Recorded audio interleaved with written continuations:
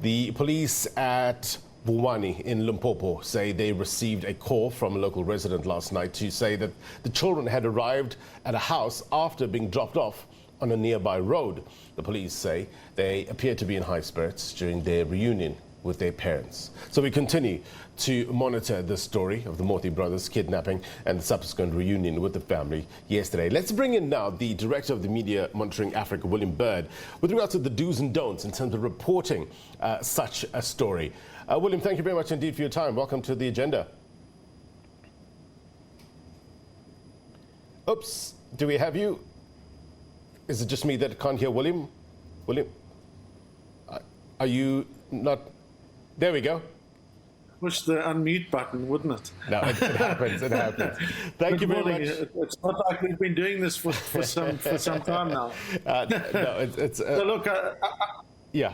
I think it's really good news that obviously the Moti brothers have been found, and there are a couple of things that are important here, which is that in general terms, children that are involved in criminal acts and proceedings, whether they are either victims, witnesses or survivors, the media are in fact not allowed by law to name or identify them. Now, of course, then you'd say, well, why are we thinking that this is okay that the media has been doing this? And there's a difference here, which is that the media have been, through their own efforts, highlighting putting out there saying, these are the boys, have you seen them, if you've got any information, etc., etc. So you can make a strong argument that it's clearly in the best interest of the children for their identities to be revealed in order to see if anyone has any information to help find and identify the children. It becomes a different problem, of course, that now they have been found and have been returned home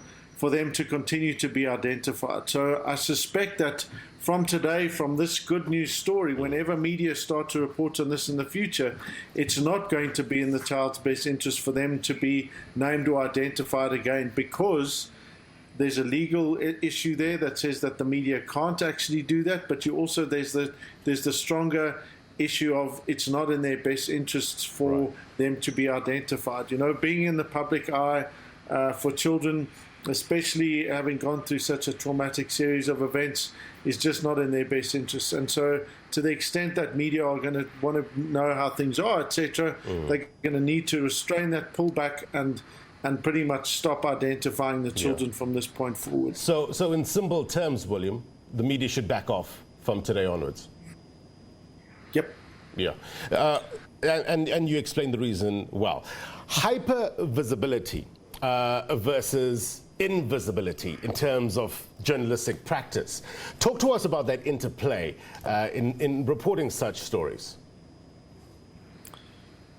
So, you know, when children go missing, or when there's a clear interest in trying to help find or locate them, then it's, you know, you can say this is why it's important that we do reveal them, show them, have pictures of them, help the family, etc., etc. But that once that kind of period is finished, it then becomes very difficult to justify that kind of thing. And that's where you then come into that issue of it might be of interest to the public, but it's not in the public interest, and it certainly isn't in the child's best interest, which is what has to take precedence in this particular instance. And of course, there you then face the contradiction where organizations like ours have been working with the media on these issues for 18 years, saying, you know, give more children a voice. And of course, that still stands, but it means give children a voice who aren't the ones who've been subjected to kidnapping or other kind of criminal activity. So it is about finding different ways of making sure that people see children, that they see they have agency, that they can think and talk and do things.